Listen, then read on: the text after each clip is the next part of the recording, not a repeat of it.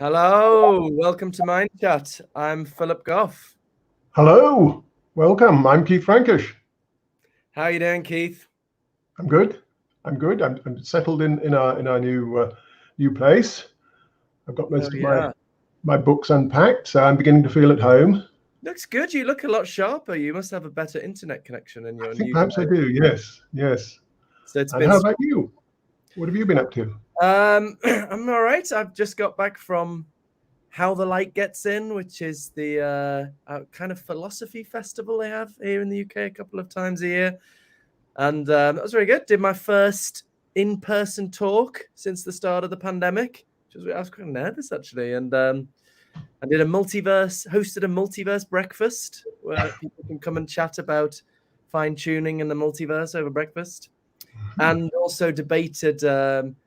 There was a debate called "Life, the Universe, and Everything," the finale debate, but it was sort of philosophy v science kind of. There were two philosophers, me and Julian Bagini, and two scientists, Ganesh Taylor and Peter Atkins, who's a kind of do you know Peter Atkins? I don't know.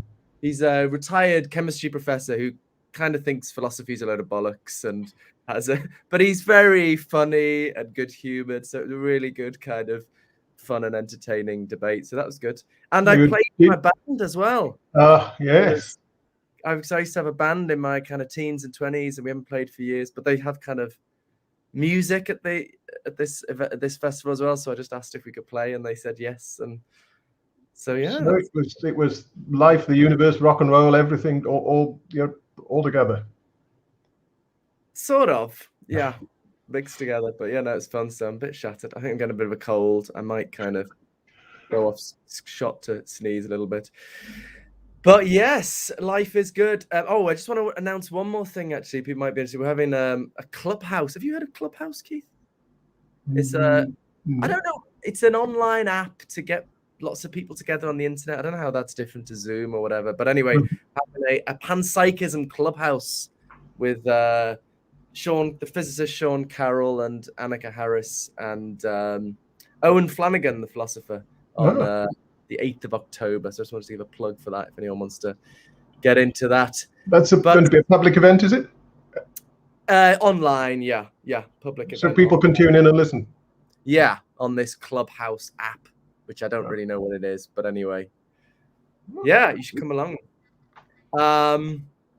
Yeah, so I guess we need to talk about our new format, don't we, before we bring in our today's esteemed guest. So yeah, so I guess we just wanted Mind Chat to be very, very accessible, and I guess we've been getting feedback that not entirely living up to. You think it's because we're a bit self-indulgent, don't you, Keith?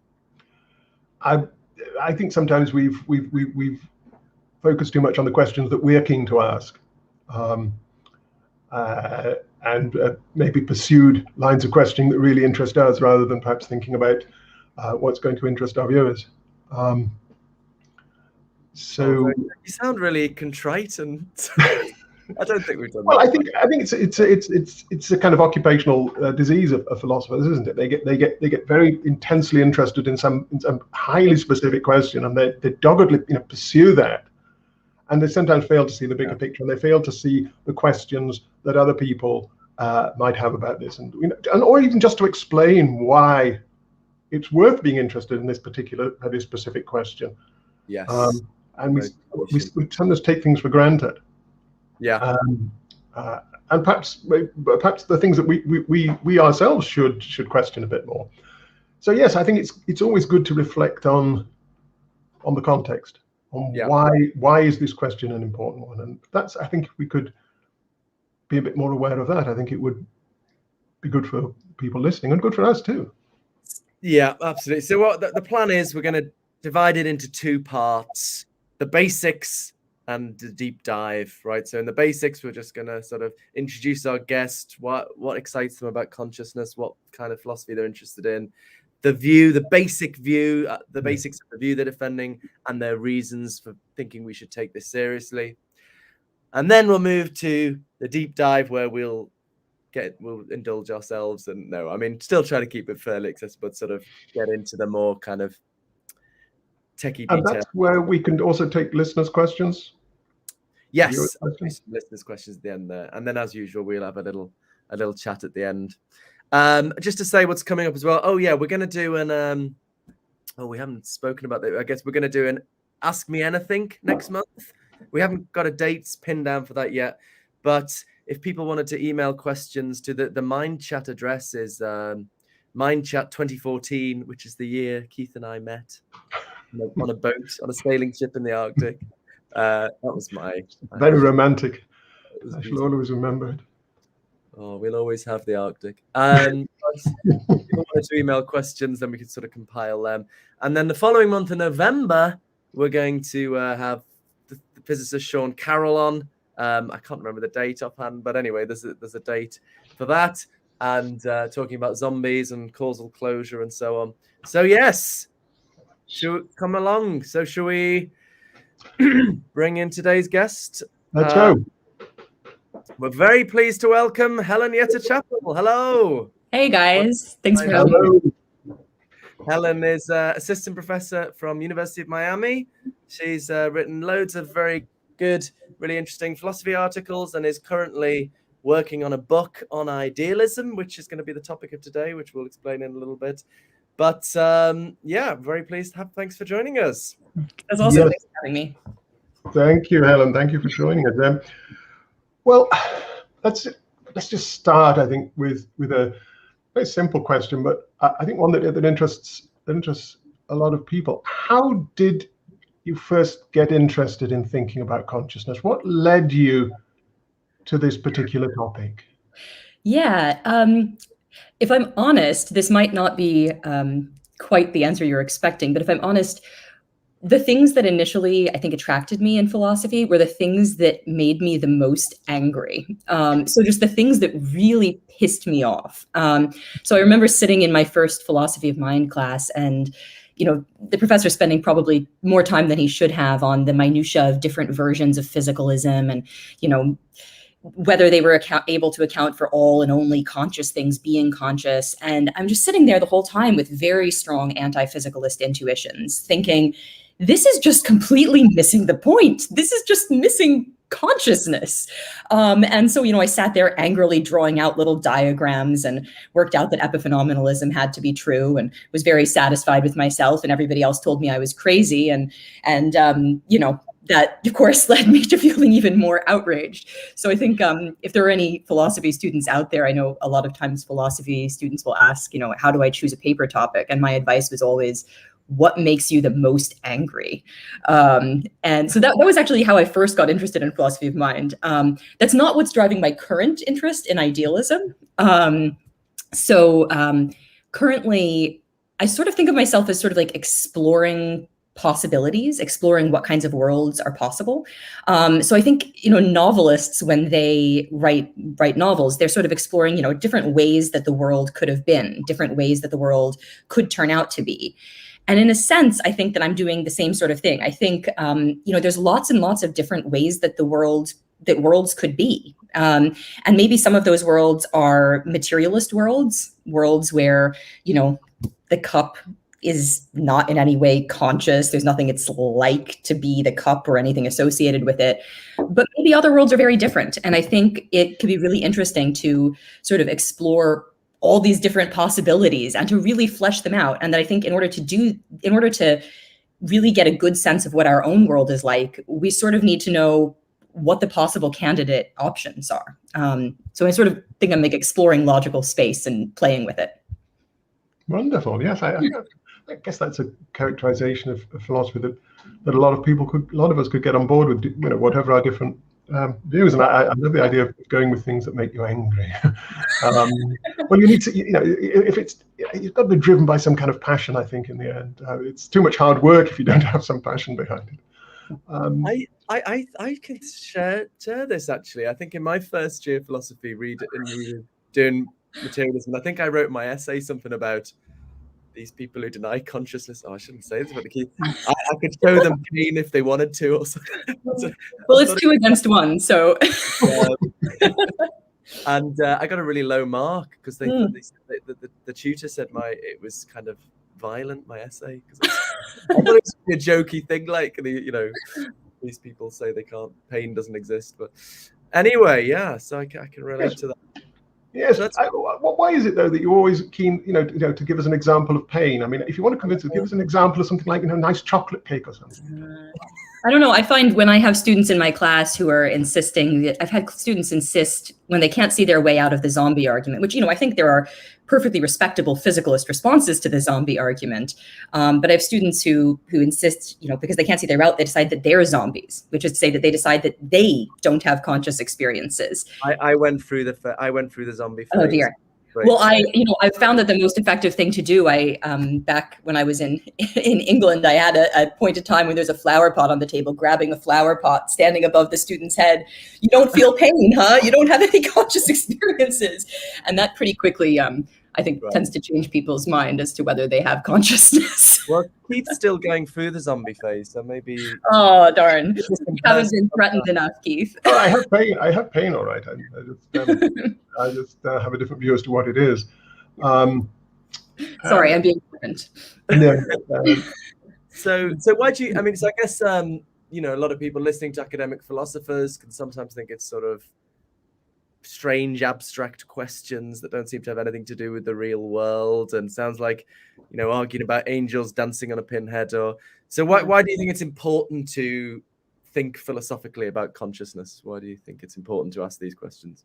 Yeah, I guess there's two questions. One question is, why is it important to think about consciousness? And one question is, why is it important to think about consciousness philosophically? And I think, if passing things over to neuroscientists was going to be able to answer everything that there was to answer about consciousness, and there wasn't any further debate that was reasonable to be had, perhaps it wouldn't be important for philosophers to get into the mix.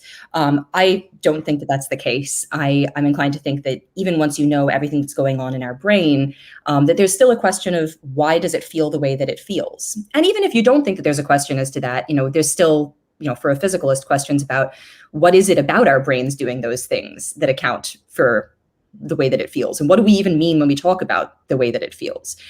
So I think that, for all philosophers interested in consciousness, we're all going to agree that there are further things that need to be settled. But to the question of why is it important to even talk about consciousness in the first place, I think when I think about people, people dying, people I know dying, when I think about myself dying, there's a sense in which the world goes on. It's this sort of terrible thing. You sort of like, they've died, but the world is just going on as though nothing happened. But what happens when they die is that their outlook, their perspective on the world, everything that they took in, everything that they thought, everything that they felt, that's winked out of existence, right? And that seems really bloody important to us, right? That's the stuff that we care about most deeply. And that's why, thinking about people dying, it's not just that we're going to miss them, but why it's so rattling and so difficult, I think, to wrap our head around. So I think, there's a sense in which this is the thing that is the most close to home for us as conscious creatures. Yeah. Yeah, right. I think we can all agree on that. More generally, do you have any other philosophical interests? Well, I'm sure you do. What are your other philosophical interests apart from consciousness? Yeah, well, so I first was primarily interested in consciousness, and from there, more recently, I sort of glibly say, I used to just do consciousness, but if everything is conscious, then I get to do just metaphysics because I get to do the nature of everything, which it's more than that. I'm interested in the nature of the world around us more generally. I've got interests, within specific areas of consciousness, things like mental imagery and perception. I also have interests in things that sort of border on ethics. So I think there are really interesting connections between the debates that philosophers of mind have and the debates that people have within metaethics about sort of the nature of morality. And I have some attraction to virtue ethics. I haven't done anything in that direction, but I certainly have personal interests that sort of veer off in that direction. Right. Well, I think it would be strange if thinking about consciousness didn't have implications for other areas, and particularly for ethical issues, I think. Yeah. So, You've got a paper connecting the debates on consciousness and philosophy of mind to debates on what grounds morality and metaethics. Yeah. I think in funny ways the metaethicists are sort of behind the philosophers of mind, and we can sort of hopefully help to nudge them in useful directions that they might have gotten to eventually, but hadn't quite yet. Oh, yes. Yep. Yes. Ahead of the curve. We can be self-congratulatory because we're the ones who are inserting our head. I wonder if they'd agree with that. Yeah, that's a good question. You're married to a metaethicist, aren't you? Does he agree with that you're ahead of the curve? Yeah. Philosophers of mind are ahead of the curve? Yeah, I think a lot of there are people, this would actually probably get too technical for the section on the basics, but there are just sort of very the sort of old fact new guys arguments that are given in response to the knowledge argument, and a lot of the analogies that are used just sort of that were initially used, Clark Kent Superman, it sort of transparently doesn't work. People in metaethics were still sort of using analogies along those lines and hadn't sort of moved on from that. But that's very interesting. Yeah. Okay, so we're going to do a new feature of the show now. We're trying to use some quick fire questions on the big questions of philosophy. So we're going to ask you about God, free will, and connected to what we've just been discussing, is morality objective? So that should be easy. Sorry? What did you say? This should be easy. Oh, yeah. In 1 minute or less, does God exist? Actually, agnostic between no God and sort of deist watchmaker God. So I give very, very little credence to there being a sort of traditional Judeo-Christian God. I think problem of evil, problem of suffering is an insurmountable problem as I see it. But I do find some appeal, some difficulties with things like the cosmological argument and the fine-tuning argument. And I think especially if you are attracted to sort of a non-reductive view of consciousness, that the things like the fine-tuning argument look more problematic. So I don't know that means that there is a God, but I'm unsure. Well, that's now everything you said then sounds exactly like what I think. Actually, so I think we're really here. That's very interesting. Interestingly, I haven't read your stuff on this, which is again disappointing. It's convergence to the truth, you say. I don't know. We need Keith to agree with us. When we all agree, we can say it's truth. Yeah, I think we might have a job this way. Anyway, but next question: do we have free will? I think I have such strong compatibilist intuitions that I'm baffled by the question. So, I mean, I think that my actions, at least the ones that I choose freely, flow from me, or at very least from my brain and the way that it is. And that as a result of that, it makes sense to hold me responsible for things. And I'm not quite sure what more could be wanted. I think I don't quite understand libertarian free will. So should we define compatibilism there? Just saying as we've just yeah. Sorry. So basically, I think that I guess the existence of free will, insofar as one's capable of making sense of it, is compatible with the world operating in a deterministic way. Right. So even if the universe is totally determined what's going to happen from the Big Bang onwards, we're still free, just in the sense that we're not tied up. We can do what we want to do, and so on. So yeah, because what we want to do is something that reduces to what's going on.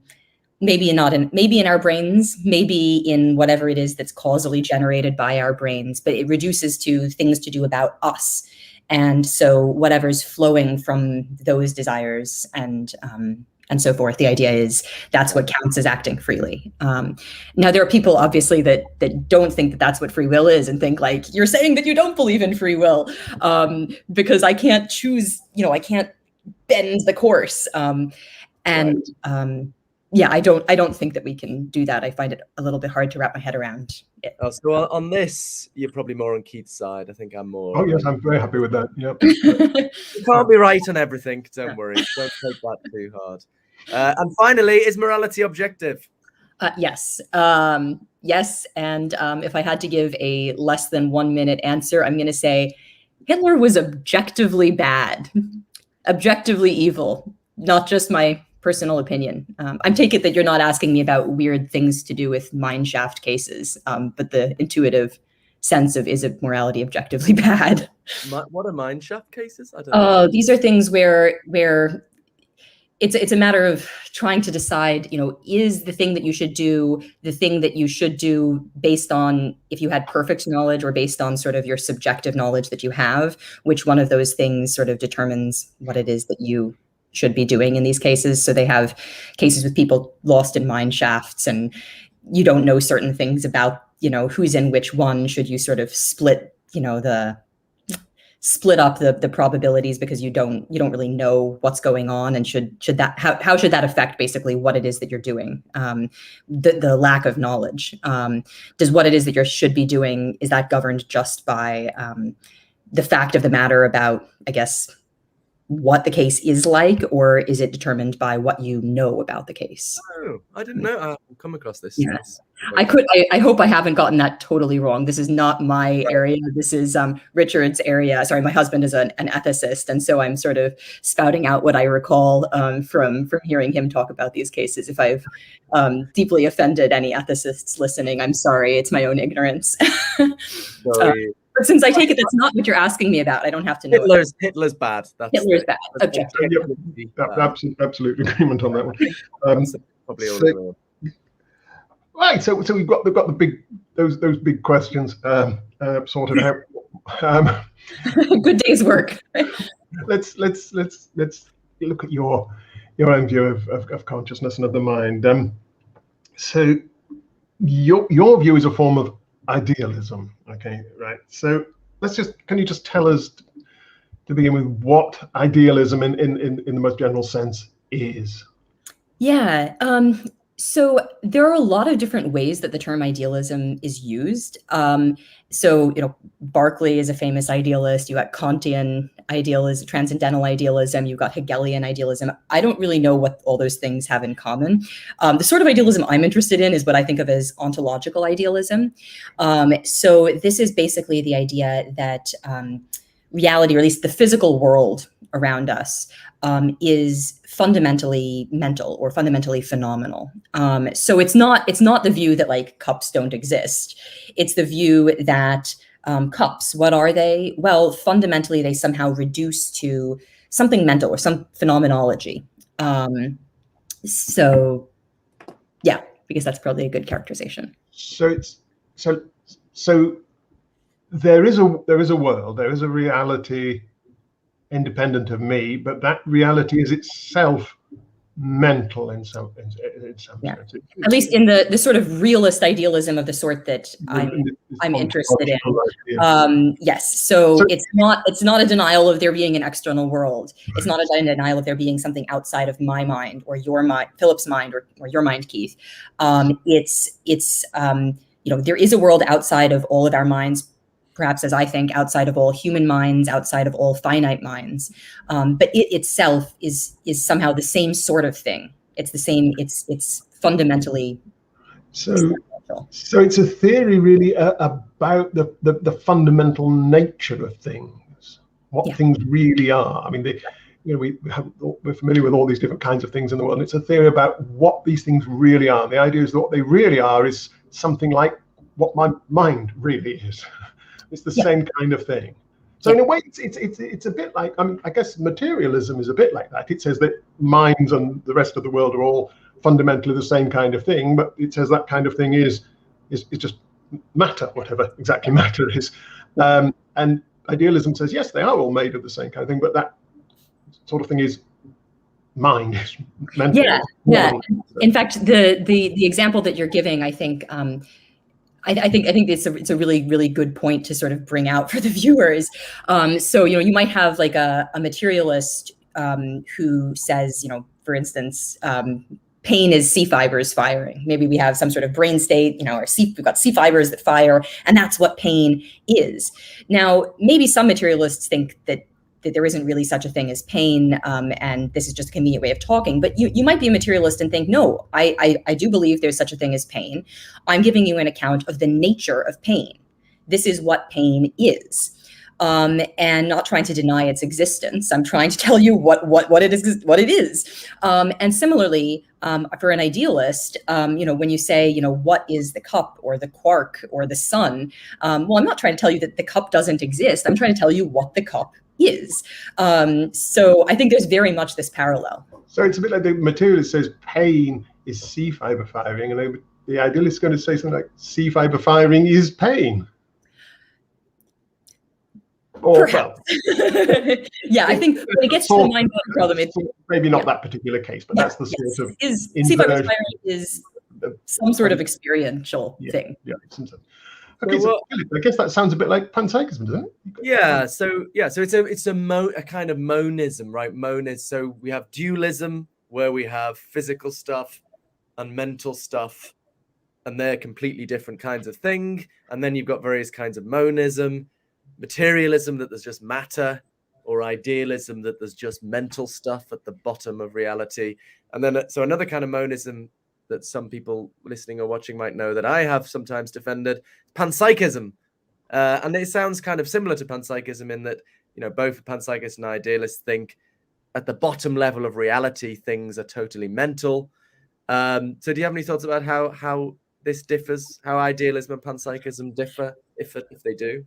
Yeah, I think that's a really hard question. I think it's a hard question because I'm not sure that there is an interesting, important difference. I think that there are a lot of differences that you can point out between sort of traditional panpsychist views and traditional idealist views, but I'm not sure if they sort of carve things in an important place. So, I think for our listeners, sort of traditionally panpsychism, if you were sort of to start reading about it, would give you this idea that, consciousness pervades reality, but sort of the locusts of consciousness are very, very small things, maybe the quarks or fundamental tiny particles that are I shouldn't say fundamental, tiny particles that are building up to make up the universe. And that's sort of, those are the fundamental conscious units. And then everything else is built up out of that. Idealism traditionally has sort of gone with the idea that it's sort of reality as a whole, or the physical world as a whole, that is the sort of locust of consciousness, I guess. Now, of course, there are panpsychists like Philip who sort of very much blur this line and would count as idealists on this way of characterizing things, because Philip takes the fundamental thing that is conscious to be the cosmos. So I don't know that that's a particularly interesting way of carving it up. I was actually looking, because I knew you were going to ask me about this, at Dave Chalmers does these big categorizations of views, and I was looking to see, like, what does he say about this? And he says that that idealism basically will entail some sort of psychism, panpsychism of some sort, but the panpsychism doesn't necessarily entail idealism, because the panpsychist, it's open to the panpsychist to think that there are things that are both fundamentally phenomenal and things that are physical and not fundamentally phenomenal, that you've got some sort of dual aspects. Okay. So that would be a principled way of drawing a line. So idealists think at the fundamental level of reality, there's mental stuff and only mental stuff, whereas a panpsychist thinks there's mental stuff, but there might be non-mental stuff as well. So that I sometimes call that like pure and impure panpsychism. Yeah. So the pure panpsychist thinks there's, maybe that's David Chalmers' term as well, I can't remember now. He's good at taxonomy. Not so much at naming things. He breaks things down beautifully, and then the names, sometimes you're like, A, B, C materialism, and D and F and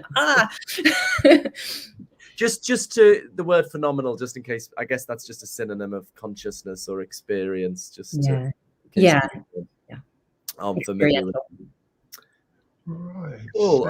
Okay. So this ontological kind of idealism that you've been talking about, this, I guess, that's the most famous defender of that sort of view was Bishop Berkeley in the 18th century, George Berkeley. he had this slogan, didn't he? Esse est percipi. Yeah. To be is to be perceived. He thought that for something to exist is for it to be an idea in a mind. And that's what it is for something to be real. And if something didn't exist in someone's mind, it didn't exist at all. So your view is something like that, but I don't think it's exactly like that, is it? And I think one of the things you do in your writing about this is distinguish your view from Berkeley. So what is the difference? How does your view improve? How does it differ from Berkeley's view? Perhaps begin by telling us what Berkeley's view is in a bit more detail. Great. Yeah. No. Great. That sounds like a super starting point.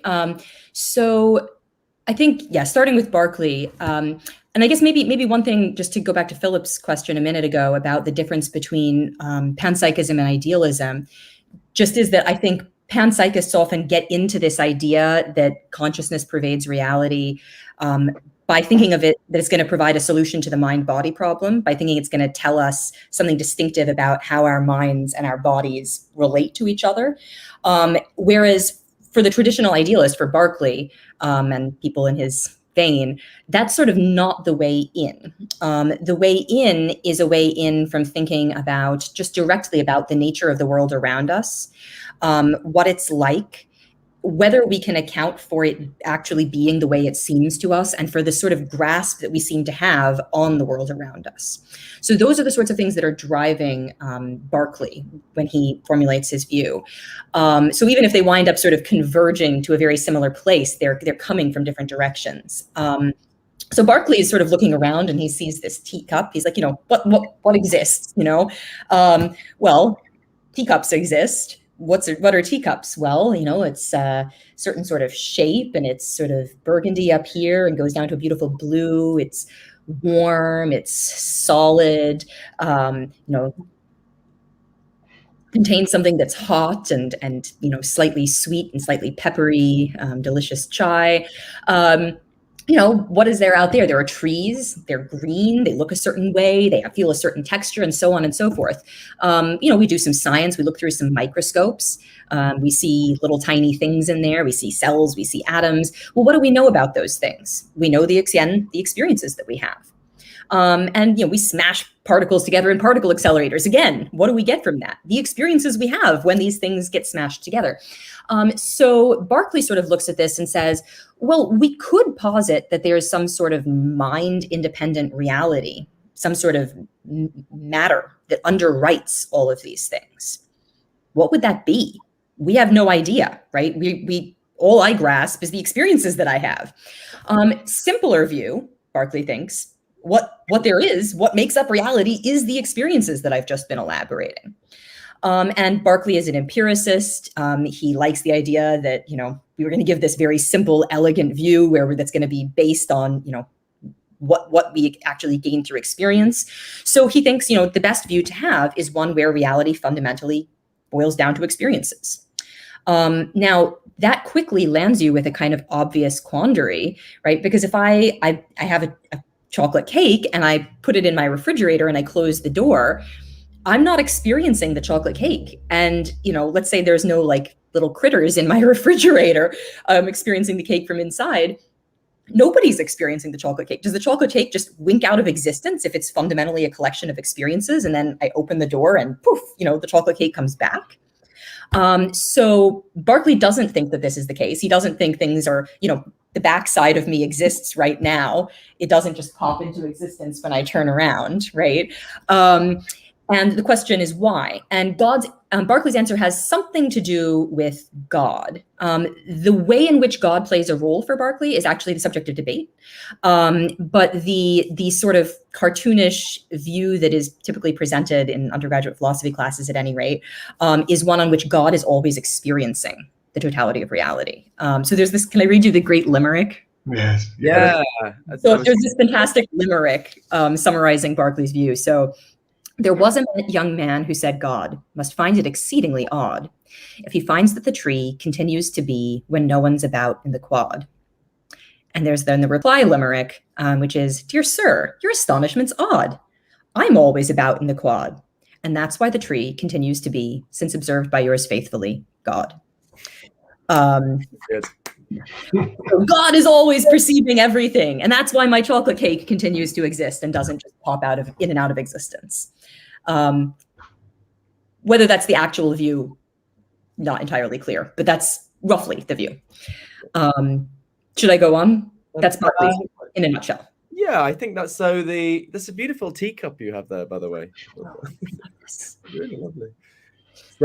So the teacup, I've got a Batman one here, is what is. So it really exists. It's really out there in the world, but it's a collection of experiences for Berkeley. And then for Berkeley, okay, what if no one's looking at the teacup? Well, God's still looking at it. So God's experiences constitute it, right? Okay, so that's Berkeley's view. So your view sort of builds on Berkeley's view, but how exactly have you developed this into your own version? Yeah. So I think the easiest way to actually explain my view is to start with Berkeley's view and then tweak it a little bit. That's not the main way that I'm developing it in the book, because I think that doesn't give us a really detailed look at what I want to do, but I'll start with that just to give the caricature. So we start with Berkeley's view. We've got reality being ideas in the mind of God. Now let's think about God. God, the sort of traditional view of God that Berkeley would be operating with, has a lot of interesting attributes, right? He's omniscient, omnibenevolent, omnipotent. God has, beliefs and desires and so on and so forth. God's this extraordinarily interesting agent, right? To say the least. But a lot of those interesting attributes, in fact, almost all of them, are not important for the work that he's doing, the metaphysical work that he's doing in accounting for the persistence and stability of reality. So, is omnibenevolence. God could, not be completely all good and still, play the same role. Omnipotent. There could be things that God couldn't do and still play this role. Omniscience, I also think isn't necessary, but maybe let me say something else first to that. It doesn't look like God's desires are playing a role. It doesn't look like God's beliefs are playing a role. And hence, it doesn't look like God's knowledge particularly is playing a role. What's doing the work of accounting for the chocolate cake continuing to exist in the refrigerator when I've closed the door is the experiences that God is having of it, the phenomenology, the raw sensory, I guess Berkeley wouldn't use that term, but the raw sensory phenomenology of the chocolate cake. And it's not just, sweet phenomenology and brown phenomenology and things that are sort of disunified and fragmented. It's structured phenomenology. It's phenomenology that's structured into a cake-like structure. So one way of getting at the idea that I'm trying to develop is to start with the Berkeleyan view and then to peel away all the attributes of God that aren't necessary for the metaphysical role he's playing. And then what you're left with is, I think, this much more minimal sort of view that, for one thing, for people who maybe aren't theists, or at least traditional theists, doesn't require God.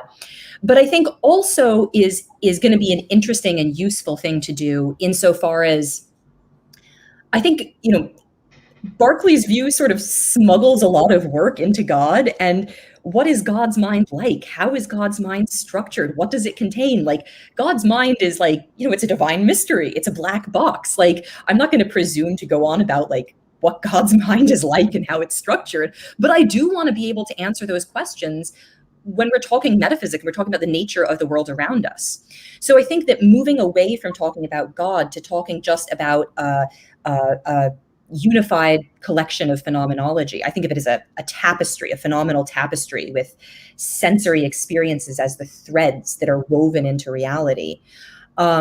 I think that then gives us the sort of the freedom and the resources to be able to look at what are these sensory threads? What are the bits of phenomenology that make up reality? And how are they structured? And how does it all sort of hang together? So reality is a kind of mind, but it's a sort of stripped down mind. It doesn't have many of the traditional characteristics of God. It's these threads of experience. So could you run us by, come back to the teacup Yeah, I'll say just to briefly, I'm not actually committed to it being a mind. I'm kind of vaguely, I want to be neutral as to like, I think maybe there could even be free floating phenomenology that doesn't necessarily require minds. But insofar as one thinks that in order to have experiences, you have to have a mind that's experiencing those things, then yes, that characterization is completely apt. So it might just be threads of experience without any kind of self having them, just sort of these. I'm neutral and open to that. I just don't want to commit either way. Yeah. And all of that exists quite independently of us and our minds. I suppose if you ask a materialist what's the world's fundamentally made of, they're going to talk about elementary particles and forces and so on. Your view is that, well, no, what's fundamentally there, what the world's fundamentally made of are these threads of experience. That's the fundamental nature of everything. Yeah. And that exists quite independently of us and our minds. Yes. So it seems like there's a couple questions there. Should I take a stab at them, or? Yes, I'm sorry. Sort of, just to tell us more about the view. So yes, yeah. Sorry, if I cut you off, please just tell me I'm being rude and make me shut up. We're here to listen to you, Helen. So go for it. Okay. So first up, yes, you could. Somebody could go around and shoot every. I shouldn't say this. There could be a terrible plague. Violence with us. Somehow. In time till before there are any humans around. Okay, well, not even just humans. I mean, like before any life evolved. I mean, I was just thinking, first I was thinking somebody could go around and shoot every sentient entity, and then I thought, no, wait, maybe make it a plague. No, wait, we don't want to have a plague. All right. Yes, before there were any sort of sentient life had evolved, there still were oceans and rocks and stars and well, I guess there wasn't.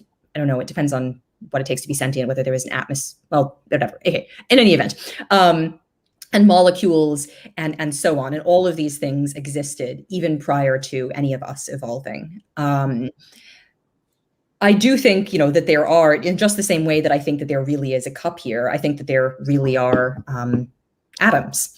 But yes, what they fundamentally are is collections of sensory experiences that are structured in interesting ways. So I don't want to say, physicalists, you're wrong about any of the things you take to exist. I want to say you're wrong about the nature of those things. Right. Because I suppose there is a form of idealism, I guess, or that is more like a sort of solipsism where the idea is that all that really exists is my own mind or my mind and perhaps other people's minds if I really think they exist. And that's it. And everything that exists is really just in our minds, and that's not your view at all. No, that's absolutely right. That's good. That's helpful. Yes. So you said these experiences are structured. Maybe we could just say a little bit about how they're structured. Coming back to your tea. I just want to look more at the teacup actually. But sorry, I'll try not to set it down. It is beautiful. So in what ways? So the teacup is made up of these threads of experience tied together, or they might not be in a mind. They might just be threads that are part of a tapestry. So tell us a little bit more about how they're structured. Yeah. So I think a helpful analogy is actually to consider us. So I used Berkeley's God as the starting point in explaining this sort of caricature of my view. And I sort of took things away from him until we were just left with something more sparse. So why don't we start with me, and we're going to peel things away from me. So you may or may not know, Philip and Keith, viewers probably aren't aware, I'm fantastically good, not quite as good as God, but I'm fantastically good. So let's first peel away my fantastic goodness. And we'll peel away from me, my powers and ability to affect the world. We're going to peel away my desires and my beliefs, right? I'm not really an agent anymore. We're just going to take all this stuff away. Now, what are we left with? Well, we're not just left with, sorry I've got ridiculous props all over my desk that I was using when doing Zoom teaching. It's a nutcracker. Is it? Yeah. Oh, What's that? That's scary. Oh no! Sorry, I wanted to be a ballet dancer when I grew up. I'm gonna dance around my nutcracker. So we're not just left with, you know, phenomenal red experiences and fluffy experiences and greenish experiences and dinosaur-y shaped experiences that are sort of like free floating in a jumble, right? My experiences seem to be structured in a whole lot of interesting ways. So one way that my experiences are structured is that all of my experiences seem, you know, even though I have visual experiences, tactile experiences, auditory experiences, and so on, they all seem in a sense to be unified into, like, at a moment, I'm having a single kind of unified experience that encompasses all of my other experiences, the experience that I'm having right now of all of this. And my experiences are unified in that way, in a way that, you know, like my visual experiences and Keith's auditory experiences and Philip's tactile experiences aren't, right? Those experiences don't all form a single, there's not a single overarching experience of that unifies those things. Whereas, you know, I hear the bird and see the leaves blowing in the wind and so on, and feel the sun on me all together as a single experience. So that's what philosophers talk about as the unity of consciousness. So all of my experiences seem to be sort of phenomenally unified into a super experience in a sense. So first thing to say is that when we peel away all these attributes of mine, we don't get rid of the unity of consciousness. If we did, there wouldn't be a experience of the world. There would be lots of fragmented experiences. I mean, maybe we wouldn't even be able to make sense of how many experiences there would be. But we think that there is sort of an experience that I'm having. And in the same way, I think that in order to have a unified reality, a single world, that the unity of consciousness relation has to be applying to the world as a whole, to this phenomenal tapestry. So that's one relation that unifies my experiences, but there are more, right? So like if I've got this dinosaur and I've got my scary nutcracker, right? The redness seems to inhere in the nutcrackery shape and the greenness seems to inhere in the dinosaur-y shape, right? And they're not sort of swapped around and they're not sort of free floating from one another. The redness and this shape seem to be sort of bound together. So this is what you might refer to as property binding. And so there are sort of property binding relations that are sort of unifying bits of phenomenology into what I perceive as objects. And the idea is that these same relations are going to be at work in unifying the different bundles of phenomenology that make up my beautiful teacup.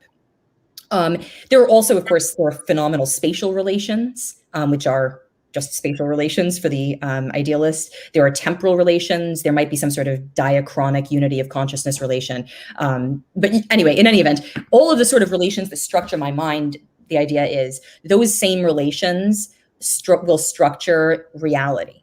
So yeah, and to account for it being a single world with objects and that stand in spatial relations to one another. Just the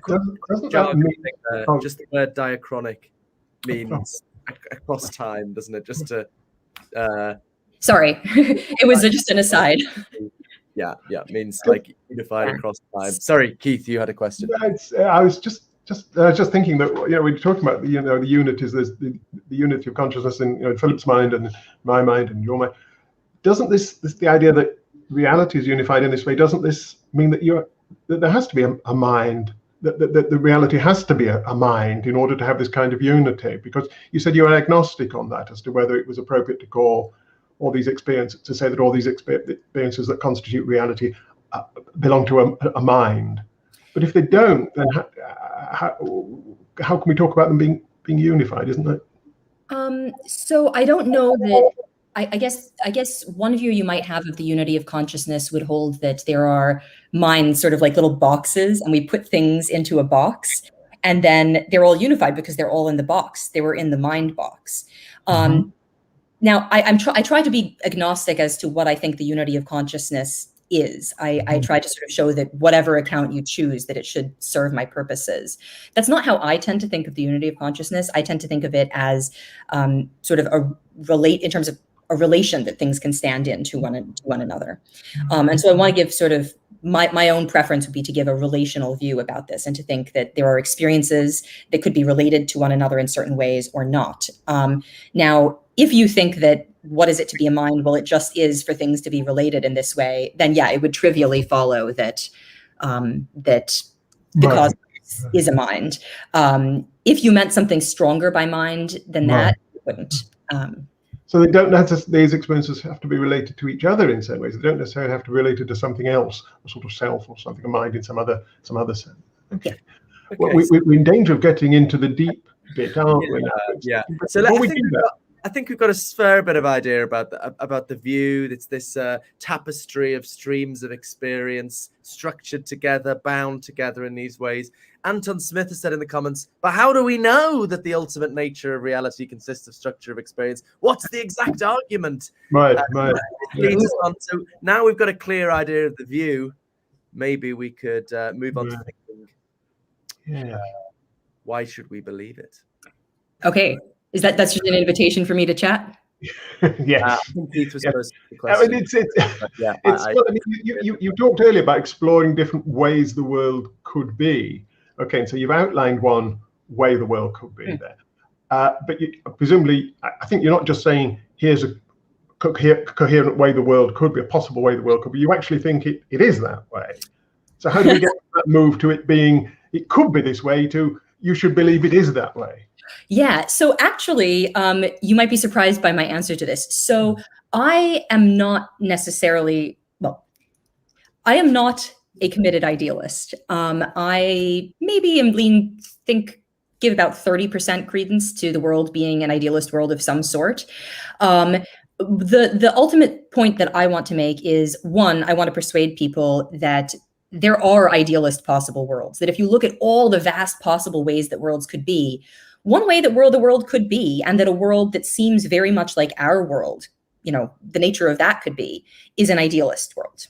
So first, I think that that's an important point that I think people should agree to.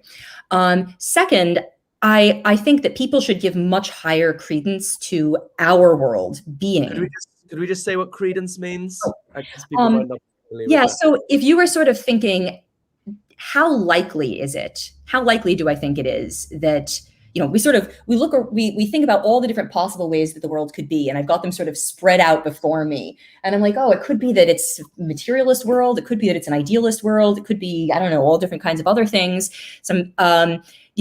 How confident should I be that the world that I'm in is over here versus over there?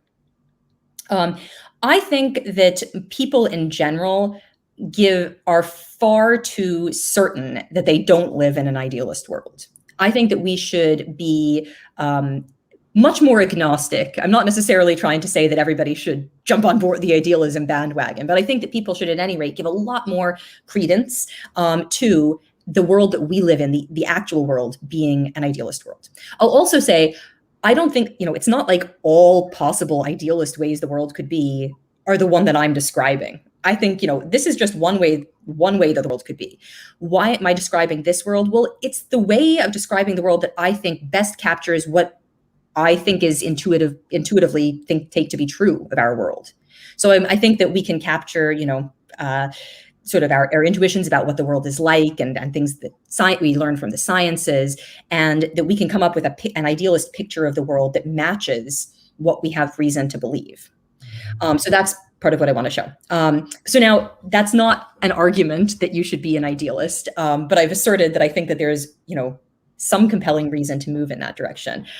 So what is the reason? Well, I think that in order to answer this question, that you can't just look at sort of what does the idealist say about the nature of reality in isolation. I think that what we should be doing is really trying to sort of flesh out complete pictures of reality, the nature of the physical world, of our place in reality, of how we relate to that physical world, and to look at the picture that like a materialist can offer, and to look at the picture that an idealist can offer, and that other sort of candidate views can offer, and then to hold up those complete theories and to see, which one of these theories strikes us as most plausibly true. And I think that when we do this, we will not get a knockdown argument for idealism. I don't think that there is an argument you have to be an idealist, right? I've said, I think there are lots of possible ways the world could be, and they're not all idealist ways.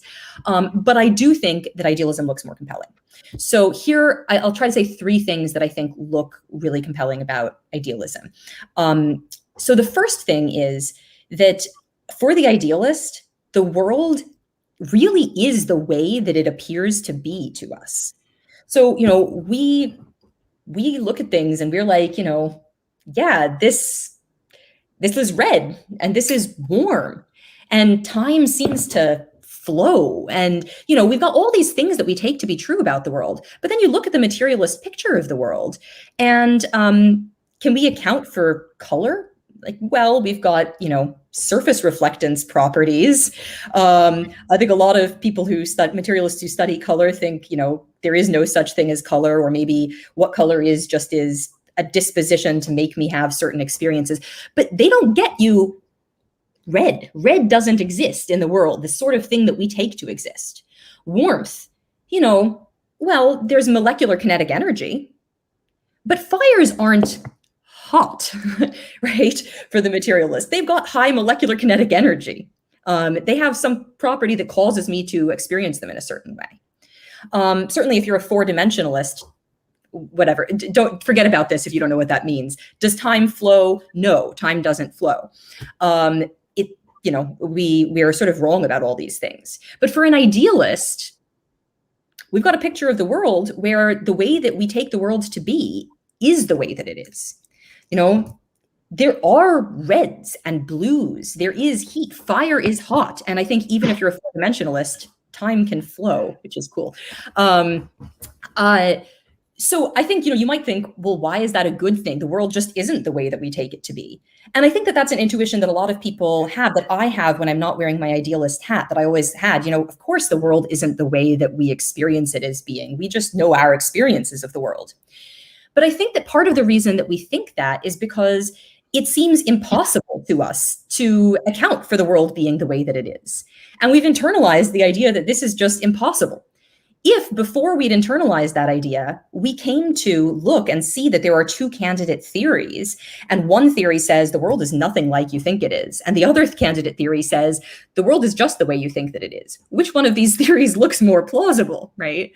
So that's one advantage that the idealist has. I think the idealist has other advantages, but those other advantages come about not just from the metaphysics, but from the metaphysics in conjunction with the theory of perception that I think idealists uniquely can hold. So maybe I'll just...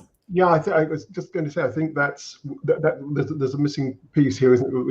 We need to talk about how we experience the world, because we've said that that reality is independent of our minds. Yeah. So how does it get into our minds, as it were? How do we experience it? And you've got I'm not sure if it's unique, but it's a very interesting and novel account of how that happens, haven't you? Of how we experience reality. Yeah. Yeah. So, sorry, I'm just trying to think how much background I have to give to make this make sense. I'll try doing this without saying anything more generally about the mind-body problem. It may be that doesn't work out. So I think that in perception, so if you think of the world as I said, as a phenomenal tapestry, so we've got our threads of phenomenology. Instead of being woven over under, they're sort of hanging together by way of these phenomenal relations that I talked about. And so we've got this phenomenal tapestry of reality. I think, and this is independent of the basic idealist view, but I'm inclined to embrace a view of subjects like, conscious subjects like us, as that's sort of a non-reductive view. So I don't think that my experience is just reduced to brain states. So, here's the tapestry. Part of the tapestry is my brain. I don't think that my experience is just reduced to the brain states going on in the tapestry. I think that they're sort of distinct, and my desires, my thoughts, my pains, my hallucinations, and so on are generated by what's going on in my brain, in the tapestry part of my brain, or the brain part of the tapestry, but that they are not themselves part of the tapestry. So I think that that's true for all of my non-perceptual experiences. So when I have pains, I don't think the feeling of pain that I'm having is part of the physical world. I think that seems like a strange view. I mean, I don't to have that it's sort of that my pain is a physical thing. So I think that it's something sort of distinct. But I think that when we perceive things, so when we have veridical perceptions, that my mind actually overlaps with the tapestry. So to give an example to make this vivid, here we've got the cup, and these features of the cup are parts of the phenomenal tapestry. They're sort of appearing over here. Now, when I see the cup, of course, interesting things happen in my brain, and there are changes to the brain part of the tapestry. But one thing that happens, so one view you might have, maybe just to back up, you could have a view where there is an experience qualitatively identical to the cup that's generated, that's not part of the tapestry. That's a view you could have. But I think the idealist can hold a more interesting view, which is that when I experience the cup literally, the cup part of the tapestry literally becomes a part of my mind. So my mind isn't just hanging out independently of the tapestry, but it's actually overlapping with the perceived bits of the tapestry. So your mind, there's a lot to your mind that isn't part of this tapestry of experience. The part of what your mind is something produced by the tapestry of experience, including specifically by the bits of it that are your brain. And that's producing something extra, something additional. But there's also another part to your mind, which is actually the bits of the tapestry itself. So when I'm having a perception, when I'm having an experience of redness, it's actually the redness in the world, the redness of the nutcracker. That is actually now becoming incorporated into my mind. Yeah. So my mind is made of two sorts of things: stuff produced by the tapestry, and bits of the tapestry itself. And all those things are phenomenally unified within your mind. So just as you've got your phenomenal unity, your unity of consciousness that sort of binds together. You're sitting and you're daydreaming and you're imagining somewhere you're going to go on vacation, and you're also sort of leaning back against your chair and feel the pressure of the chair against your back and hear noise of traffic going by outside, and all of those things are sort of unified into your experience. Some of those things, the daydreaming part, is sort of not part of the rest of the tapestry, but the perceptual experiences actually are. The sound of the traffic that I'm experiencing is actually part of two phenomenal unities. It's part of my mind, and it's part of reality. So if I'm just daydreaming the traffic or hallucinating the traffic, that's not part of the tapestry. That's just part of my mind. But if I'm actually hearing the traffic, then I'm sort of, as it were, actually tapping into the tapestry, or sort of bringing the tapestry into my mind, as it were. Somehow. I thought a comparison that might help here, if people, viewers or listeners, viewed our last month's mind chat with Anil Seth, who thinks of, just to get an opposing view. So often things can become much clearer when you have the contrasting view.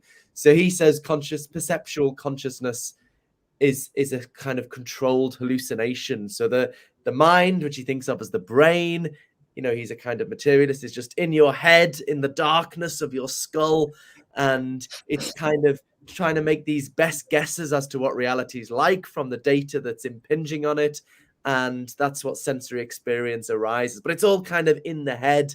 So I guess this is what's sometimes called indirect realism. So for Anil Seth, there's a cup out here, but my experience of it is just in my head. It's my brain trying to guess what's out there, and it comes up with the experience of the cup. But for you, your experience isn't just in your head. It reaches out and envelops the cup. So the cup is part of this experiential tapestry, and your mind overlaps with it, reaches out and grabs hold of it, and vivid demonstration there, Philip. Thank you. I was getting a bit carried away. It was great. Your consciousness is out there in the world, the extended mind. Yeah. So yeah. Yeah, it is a strange sort of extended mind. It's Yes. I suppose, to be fair, that is how things seem, isn't it? It does seem like, I mean, for what it's worth, some people might be skeptical, as who cares what you think, but it seems like I'm in direct contact with it. It doesn't seem like it's mediated. So for the indirect realist, reality is mediated. It's all it were, but for you, you're directly in contact with it. Yeah.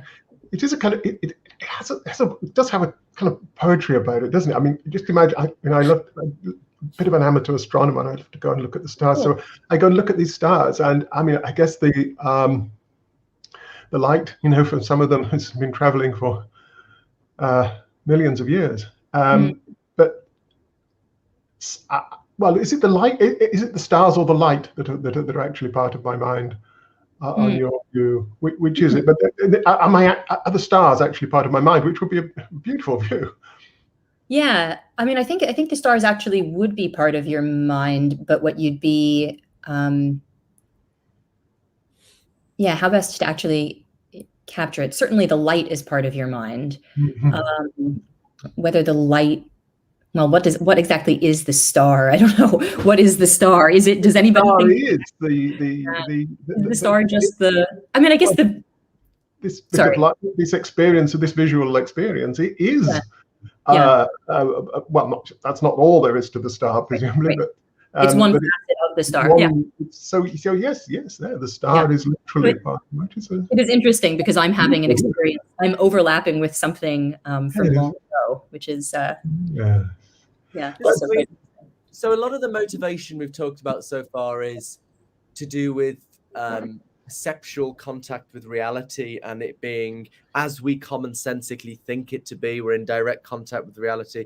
I mean, is it someone in the comments, monistic idealism, has asked, a different kind of motivation, perhaps a more usual motivation for an anti-materialist view. Does idealism handle the hard problem and the interaction problem better than physicalism and dualism? So I guess a lot of anti-materialists think, materialism cannot account for consciousness, and maybe you think dualism cannot account for certain things, interaction between mind and brain. So maybe that is any of this motivating you as well, these more familiar motivations, or is it wholly this desire to have direct contact with reality? So I'll say I wholly myself endorse, as is probably clear from the beginning of this conversation, the sort of familiar anti-materialist lines. But I don't actually think that the idealist winds up in a sort of uniquely good position to answer the mind-body problem. So I think I take idealism to be sort of fundamentally just to be a view about the nature of the physical world. Right? So the physical world is fundamentally phenomenal. That doesn't in and of itself answer the question as to what the relationship between my mind and my brain is, right? As I said, we've got my brain, it's part of the tapestry. We know what its nature is. We know that we've got a monistic view, so there's only one kind of thing. But we don't, from that, just like get out of that a view about how my experiences relate to my brain. And I actually think that the sort of familiar positions that are sort of well known within the mind-body problem all have potential analogs within an idealist framework. So I think you could be a sort of a reductive idealist, which would be kind of like an analog of physicalism or constitutive panpsychism, where you could think my pain, say, when I feel pain, reduces to, let's just say, C fibers firing. And C fibers firing, yes, they're fundamentally phenomenal, but they're not fundamentally ouchy. The ouchiness isn't, they're sort of, what's my brain like? It's gray, it's got zoomy neurotransmitters, I can't describe it because I'm not in contact with those aspects of what reality is like. But so you could have a view where my pain reduced to C fibers firing. You could have a view which is kind of akin to maybe an identity panpsychism, where my pain reduces to C fibers firing, but it doesn't reduce to like things like the grayness and squishiness of my brain. Part of what C fibers firing is, one of the aspects of C fibers firing is the herdiness of C fibers firing. And that's a primitive element of my brain when it's doing this thing. I also think you can have a view that looks very much akin to dualism or emergent panpsychism, where you have my brain doing what it does, and you have some sort of psychophysical bridging laws. So laws, traditionally, the dualist has psychophysical bridging laws that say, when my brain is doing this, generate this new experience. I think that an idealist could have psychophysical bridging laws that are precisely analogous. So this would be one where we've got the phenomenal tapestry, and then we've got experiences being generated that are distinct from the phenomenal tapestry. I also think, though, and this sort of goes back to the perception stuff, that the idealist can embrace a view of bridging laws that is sort of externalist. So instead of just looking at what's happening in my brain and saying, if this is happening in your brain, generate this experience. But where the bridging laws sort of look at what's happening in your brain and your broader perceptual environment and say, if there's elephanty brain state happening in your brain and no elephant, generate elephant phenomenology, which is a hallucination. Or if there's elephanty stuff happening in your brain and an elephant that's appropriately causally connected to you, then we don't have phenomenology being generated. We have the bridging laws sort of expanding my mind to overlap with the tapestry. So I think basically, I think we've got analogs of all of these positions. I don't think I always embrace the non-reductive view, this sort of dualist or quasi-dualist view. I don't think that the idealist analog of dualism looks particularly better than the traditional dualism, apart from on the perception question. But I do actually think that the analog of materialism looks completely preposterously ridiculous on idealism in a way that goes way beyond anything that I might think about traditional physicalism. So I think that things look a little bit different, but I think really idealism sort of doesn't especially help advance the debate on that front.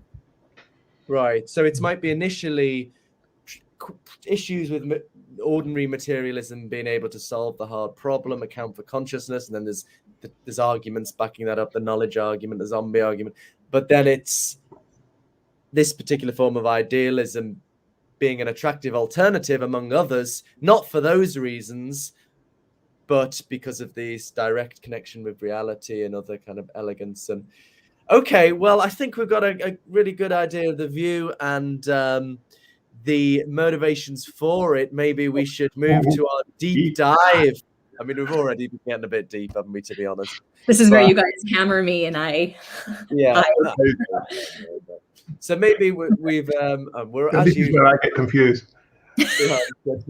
But maybe Keith can have a go of a few questions, okay. and then we'll ask some questions from the audience. If people want to put ask a question, if you could just write Q and then a question, and then after me and Keith have had a little, I don't know what the word is, raise some issues, then we'll bring some audience questions in. Go for it, Keith. What do you reckon? Okay, let me. Okay, so look, I take it the sort of common sense materialist view is something like this: that there are objects in the world and stuff around us, and it's not really like it seems to us, but it has a nature of its own, which we, through scientific theorizing and so on, we try to characterize, perhaps in mathematical terms or whatever, and we try and describe, what the cup really is. It's a structure of various materials which are themselves composed of atoms and subatomic particles bonded together in certain ways, and which collectively interact, reflect light waves and sound waves bounce off them, and all sorts of this. And so we have this kind of picture, and we have this sort of unitary picture of what things are like. And then we also say, and these things that we characterize in this way, they have effects on minds, on sentient creatures, each of whom has its own sort of take on that thing. Mm-hmm. So there's the thing itself, and then there's the experiences that different kinds of creatures have of that thing. Now, I take it your picture sort of completely inverts that and says, no, there isn't the sort of the thing in itself. The thing itself just is this collection of experiences that sentient creatures have of the thing. Is that kind of okay? The tapestry just is this collection of that. So the cup is not a thing that produces experiences. It is just the tapestry of cup-like experiences.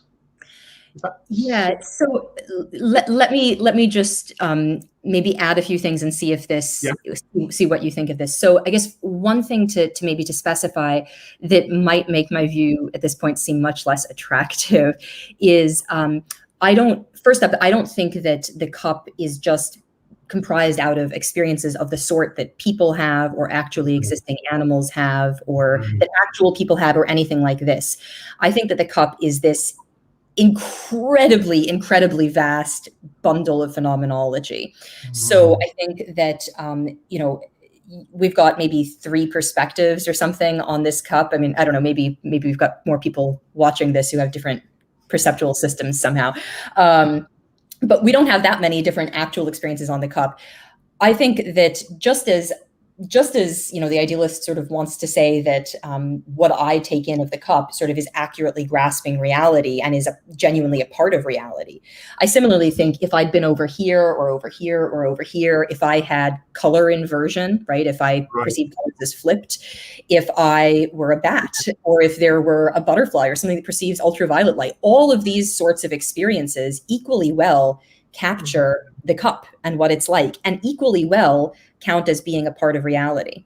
So if you were to think of like God's experiences, just to go back to the Berkeleyan starting point, Berkeley's God presumably doesn't just experience reality from all human perspectives, but from all possible veridical perspectives.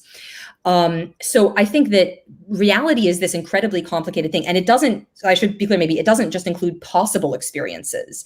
But if you think about all the possible veridical experiences that could be had from all different perspectives of this cup, there are actual experiences qualitatively identical to each of those possible perspectives. And that's all getting bound up to form reality. So there is very much a world that's independent of anything that I could possibly perceive. It's the sort of thing that I know about. It's phenomenal. I can perceive limited facets of the cup, which I overlap with, but it's very limited. There was something else I was going to say because I wasn't sure if that was directly germane to what you were saying. There was another thought. So this is, I suppose, this is the kind of price you pay for having perception in good cases being veridical, because after all, different people experience the same thing in different ways. And how can you say they're all veridical? I mean, well, because all of those things are different real aspects of the thing. All of those, that's the price that you pay. You get the veridicality at the cost of things being much more sort of not dimensional, having many more aspects, as it were, than we think. Instead of the cup just having a single sort of intrinsic nature, is that it has this immensely rich nature. But I mean, should we just define veridical?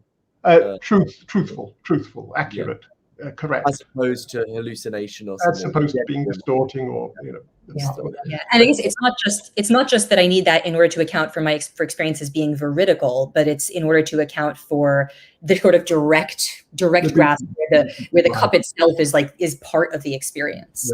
Yeah. But I guess what I'm worried now is that I guess if we're including all possible kinds of sensory experience, then I suppose, and so of course you can imagine a tiny creature to whom the cup is like a mountain, or a vast creature to whom it's just a speck, and creatures with a vast range of different kinds of color vision and senses we can't imagine. It seems almost that everything is just going to be almost an infinitely rich collection of. If we say, what is the cup? Well, it's an almost infinitely rich collection of possible experiences, which include practically every kind of experience you could ever have, because whatever kind of experience you imagine, you can imagine a creature who would experience the cup that way. Yeah. So isn't it going to be that everything really is the same, because everything is just this maximally rich set of experiences? The cup, the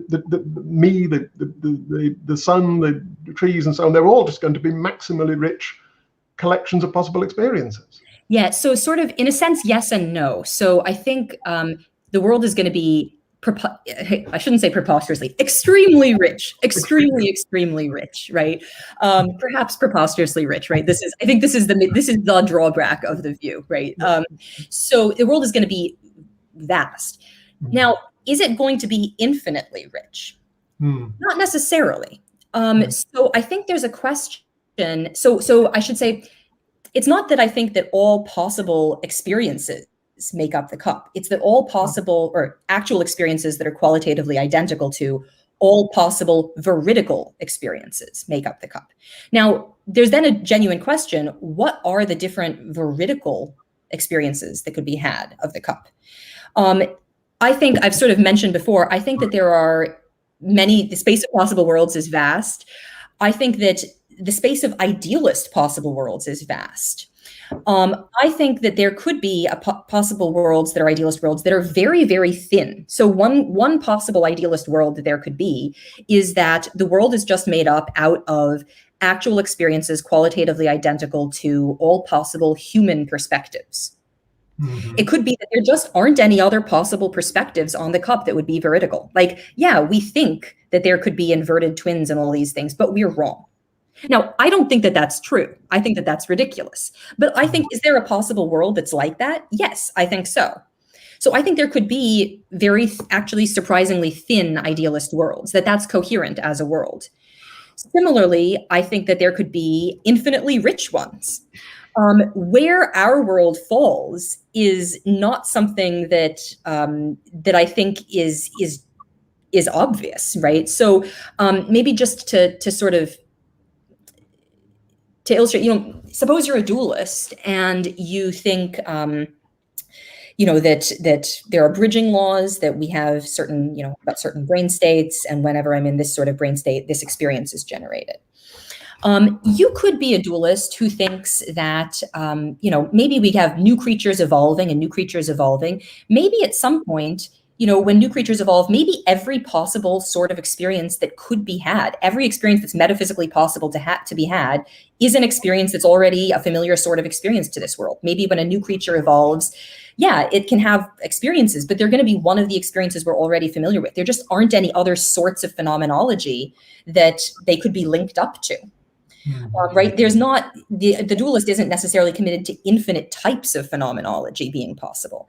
And similarly, I don't think that the idealist has to be committed to there being infinite sorts of veridical ways to perceive this. Now, I'm not telling you how many there are or what they are, but just that I don't think I'm necessarily committed to exactly what you said.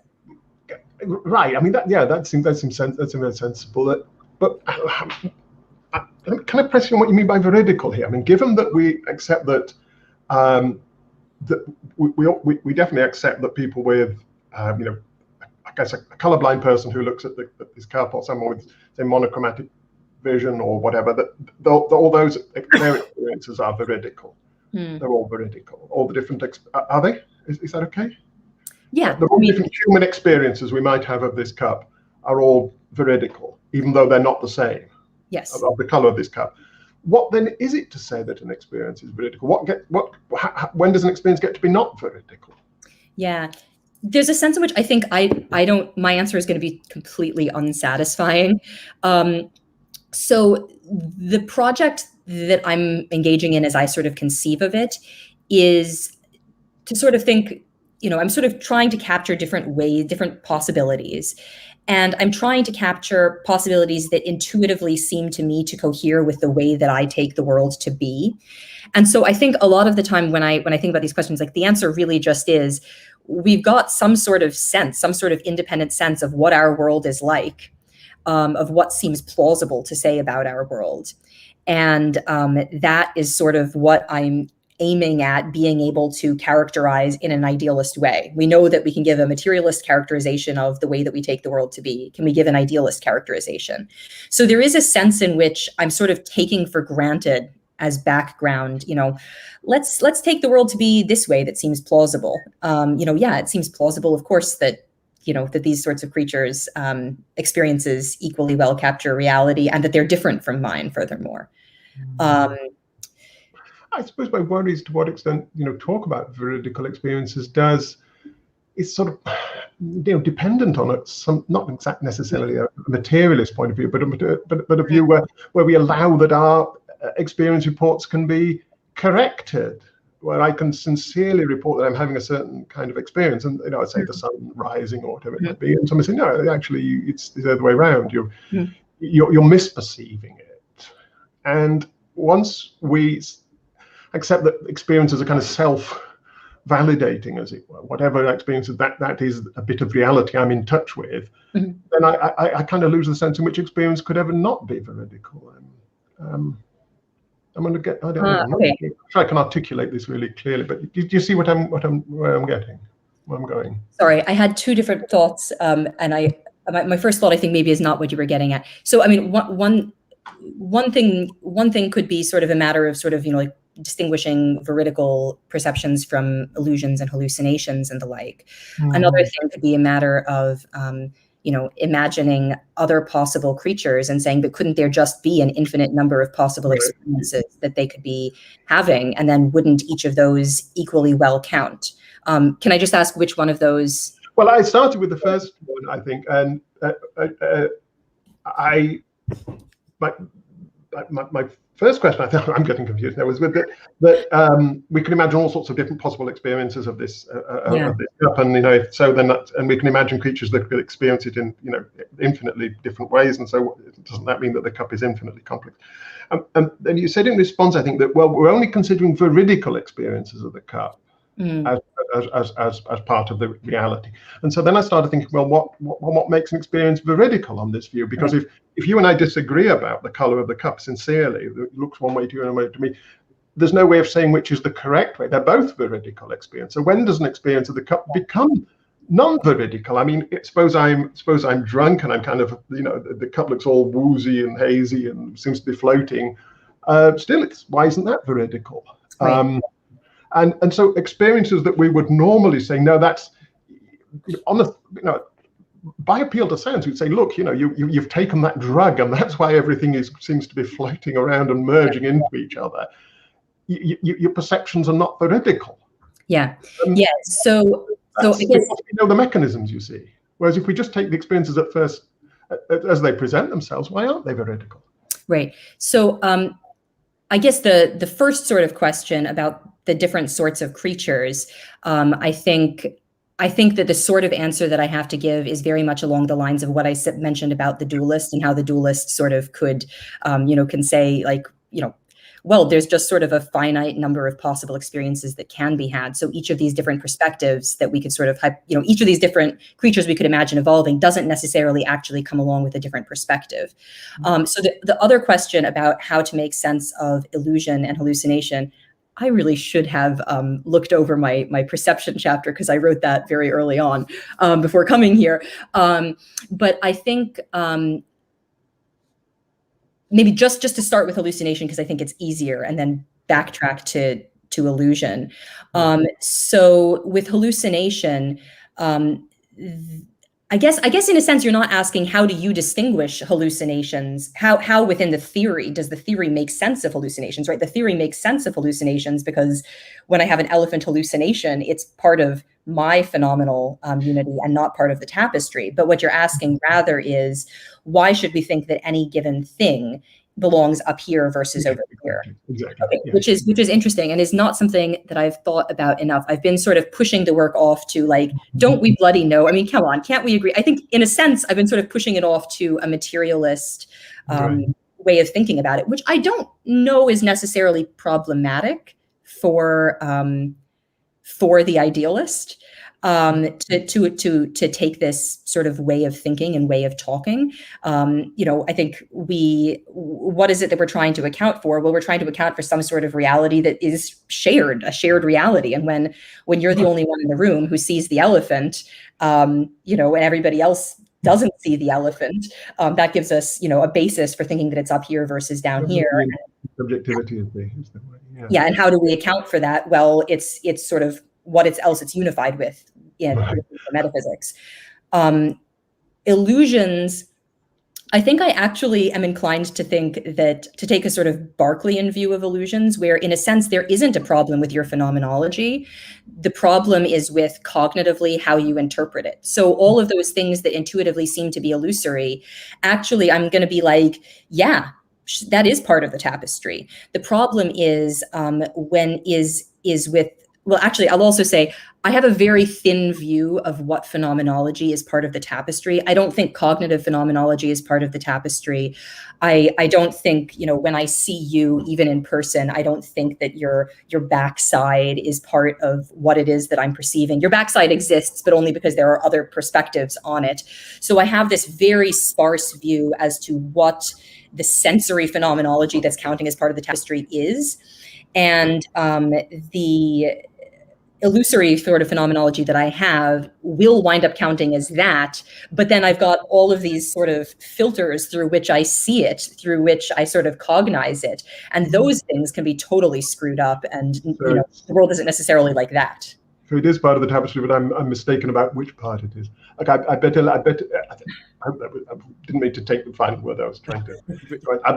I'm conscious that I'm taking too much time up, and Philip needs to have his. Got to move on, so we have time. It's hard, isn't it, to stop these discussions? So I had a few related questions. I was wondering why, on this view, we don't have psychic powers. I was just at this philosophy festival the weekend just gone, and speaking to Rupert Sheldrake. Have you ever heard of Rupert Sheldrake? Who's a sort of heretical scientist. The sun is conscious. Is that? He has recently published something in the Journal of Consciousness Studies arguing that the sun is conscious. Yeah, but he's the only person who's had a TED talk that TED pulled down because there were lots of complaints, and then it went massively viral afterwards.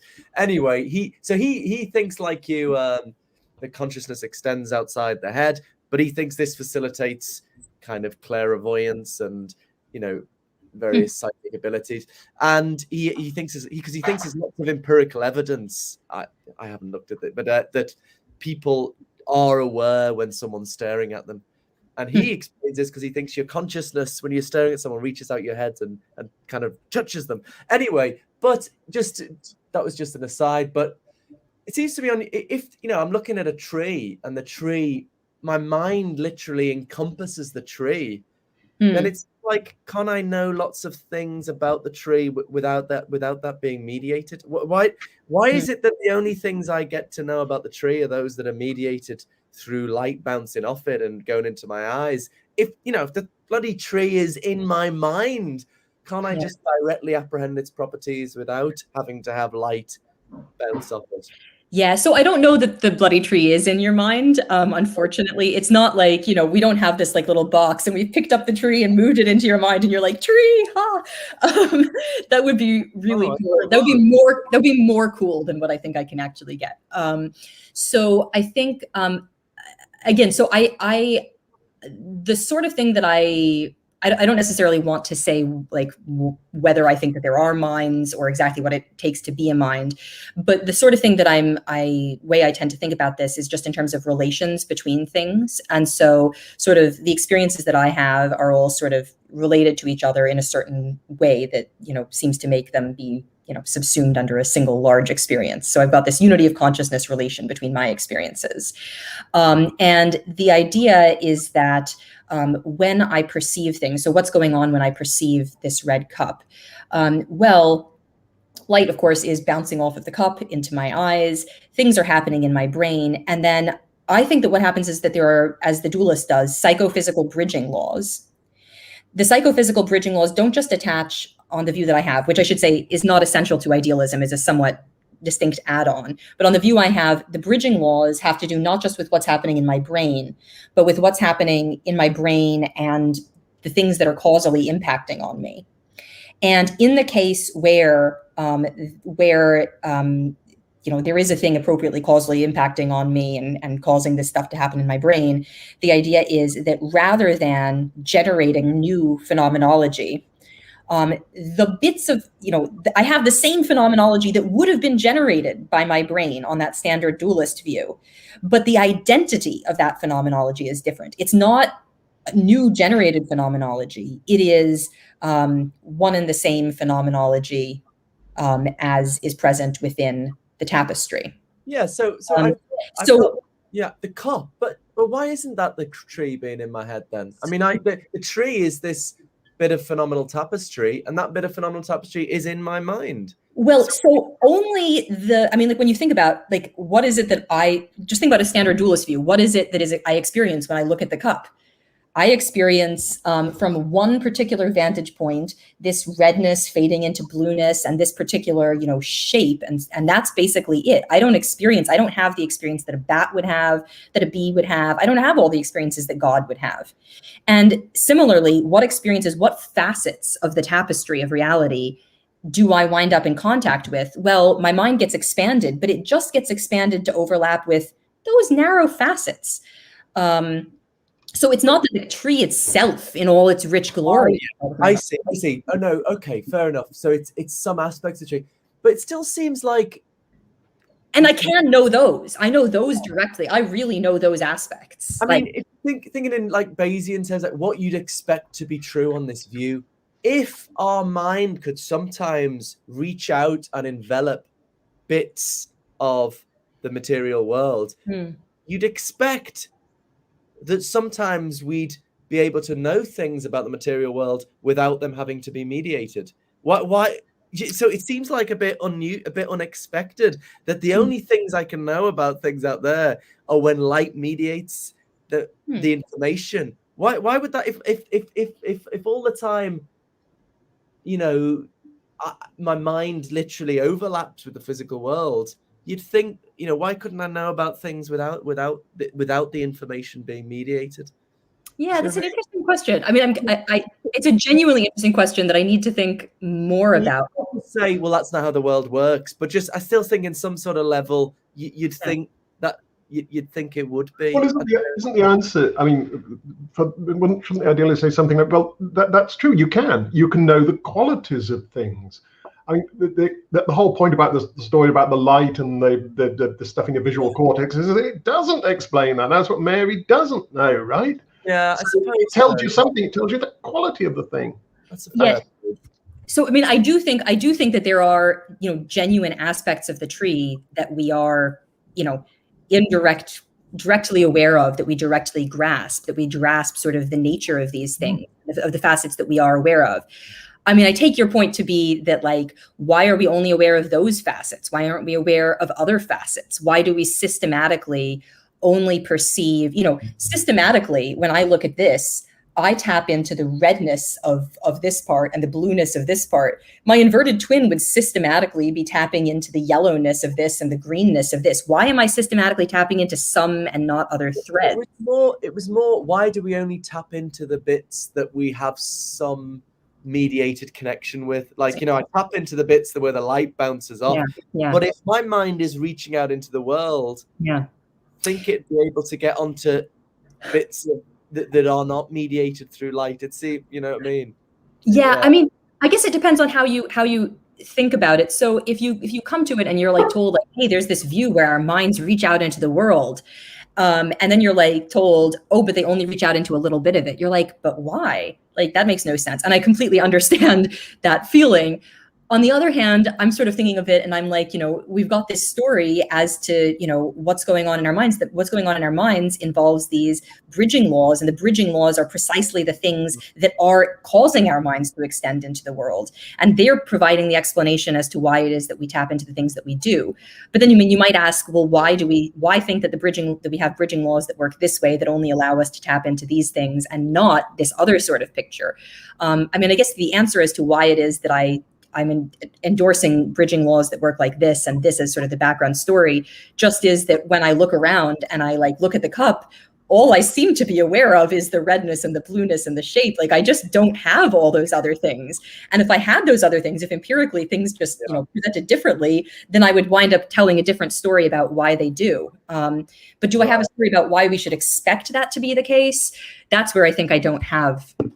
So you could just say it's how the world works. I mean, I guess just quickly, two other thoughts I had that very closely related. I mean, so one thing is, like, why have we an evolutionary question? Why have we evolved this way? Given that we only get information about things that are causally mediated to us why does evolution care that our consciousness overlaps with the cup? It seems like,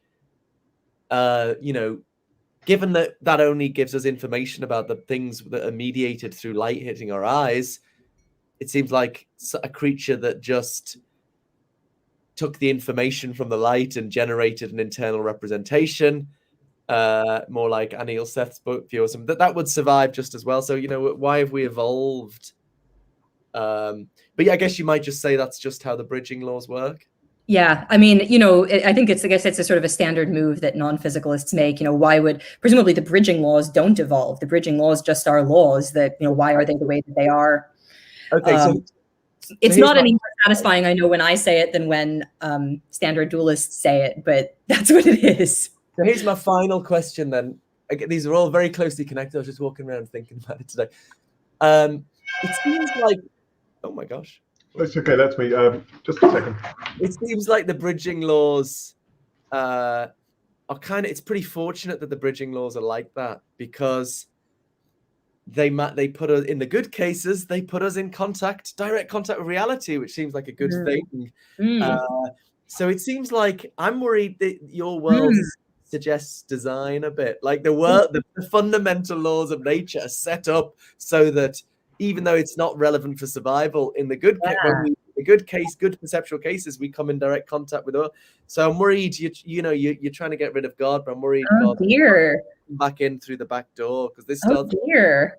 Yeah, I'm actually, because that's, like when I said at the outset, God, agnostic, that I sort of find, there to be some, I find the fine-tuning arguments, especially given that I have non-physicalist intuitions, and that, I'm inclined to think that my experiences are distinct from brain states. And then you get this question of, well, isn't it fortunate that, the valences of my experiences go along in the ways that they do with the things that are good and bad for me?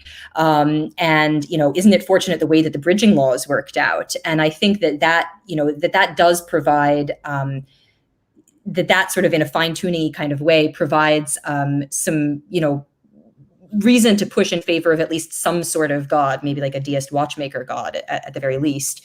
And you're saying, don't you have the same, and maybe even more so, as an idealist who's embracing bridging laws that are doing this additional weird work? I have to think about that. That would be an interesting endpoint to wind up sort of circling back around to something much closer to Berkeley. I will say I'm not necessarily opposed to that. The view, while I've sort of described it as idealism without God before, I don't take it to be in any way incompatible with God. And I think that even if you sort of like sort of a more traditional Berkeleyan conception where reality is perhaps ideas in the mind of God, I think that it can still be useful to do the sort of work that I'm doing, because I'm trying to do the work of actually looking at how do the threads fit together, and what it is that's structuring them, and what it is that they are. And those are things that Berkeley sort of, well, it's God, and they sort of doesn't get into. So I still think that regardless, that there is very interesting work sort of to be done here, and that can be done in part by sort of freeing yourselves from thinking in terms of God, at least of a traditional sort. But yeah, I'm gonna have to think about that, Philip. Thanks. No, it's really interesting. It's got me thinking. Okay. Just quick correction. On Reality has said I made a mistake that Graham Hancock also shares the honor with Rupert Sheldrake of having a banned TED talk. But anyway, so we'll move on to some questions. There are a couple of questions. If anyone wants to put up a question with just Q in the title. I think the first was Katka Sklutova, sorry, Katka Sklutova. I apologize for. Okay, so the question is, what do you think about functionalist theories of consciousness, and what is the relationship between idealistic view and a more functionalist view of consciousness? Okay. So I'll say I am. So I've said already that I sort of, even when I don't have my idealist hat on, that I am not drawn to reductive views of consciousness. So I think that, you tell me all about the physical workings of the brain, whether those physical workings are material or phenomenal fundamentally, and you tell me all about how it is that they work, how they function, what they're made of, that's not going to be enough to tell me what it is that that's being felt. That's sort of, there are standard arguments for this that are not my own, but I'm in favor of. So I'm inclined to think that functionalist theories, whether of a materialist sort or given within an idealist framework, are not going to be enough to explain consciousness. But that being said, I think sometimes people present, certain objections to functionalism as though they were objections that like dualists and the like were immune to. And I also think that that's kind of ridiculous. So when I teach things like the China brain thought experiment talking about in a philosophy of mind class. So this is the idea that you could have everybody in China or a large country mimicking neurons and functioning as though they were a brain, and that the functionalist would need to say that that the population of China was thereby conscious, and this is sort of presented as a challenge to functionalism. I think that dualists also face a challenge here, because dualists, of course, are going to have to give us an answer as to what it is that the bridging laws attach to. So dualists are going to have to say, it's C fibers firing in particular that is what the bridging law attaches to causing pain, or it's some functional state. And so when I think about what it is that are the relevant neural correlates of consciousness, or the relevant physical correlates of consciousness, I am attracted to a functionalist account. So I think I would also be in the same boat on things like having to say that the population of China was conscious, even though I'm not a functionalist in terms of identifying the two. Thank you very much. Jack Eastling has asked,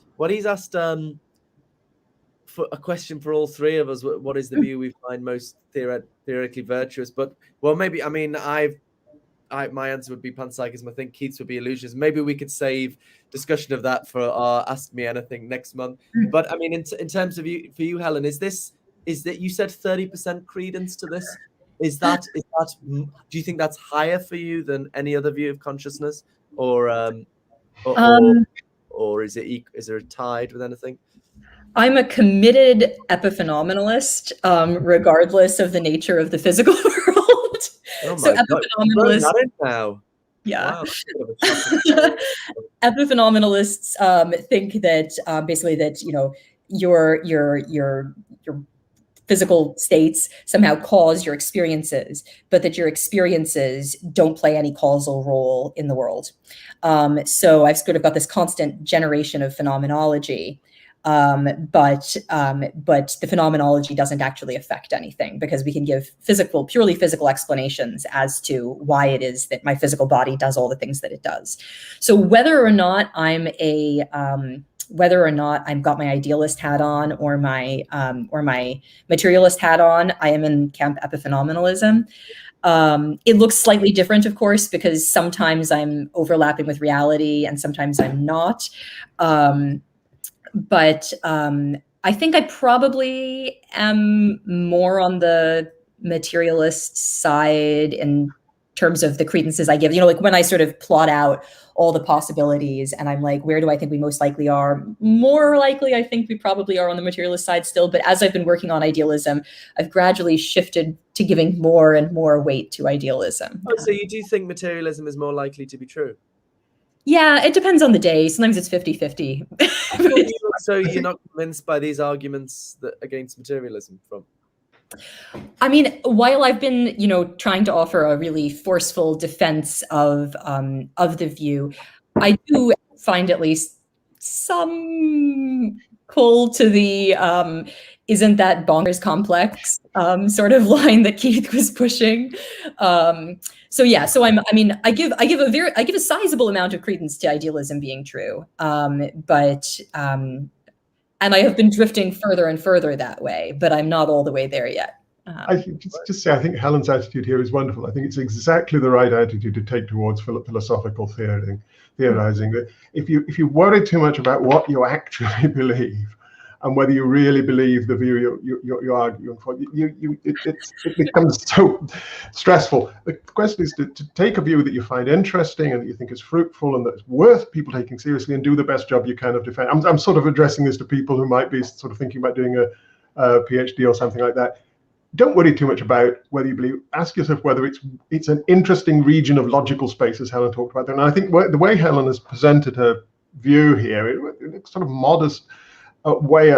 This is something worth considering. I think this is exactly the right way to do it, and it really, that's the way to make people take you seriously, not be dogmatic about it.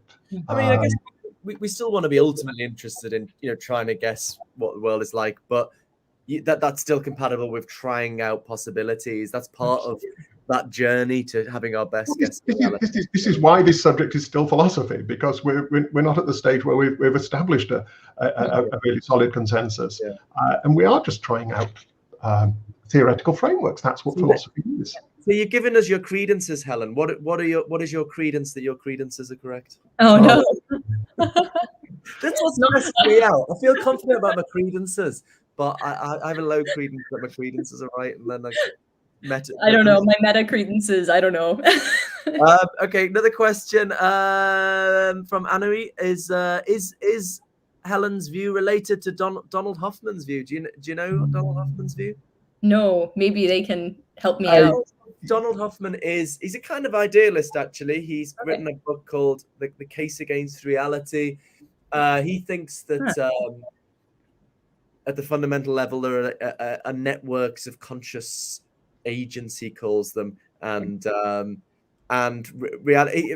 I think. Well, I could fill this in a bit. I mean, he likes to say we live in a virtual world. So he thinks he has a metaphor of like the icons on a computer screen or something. So the table is just a sort of the interface between me and reality. So reality is nothing like what we experience. So although I would say you're both idealists, but actually what your view is much more realist, that the real world is there and it's as we experience it. Whereas Hoffman, the real world is nothing like we experience it.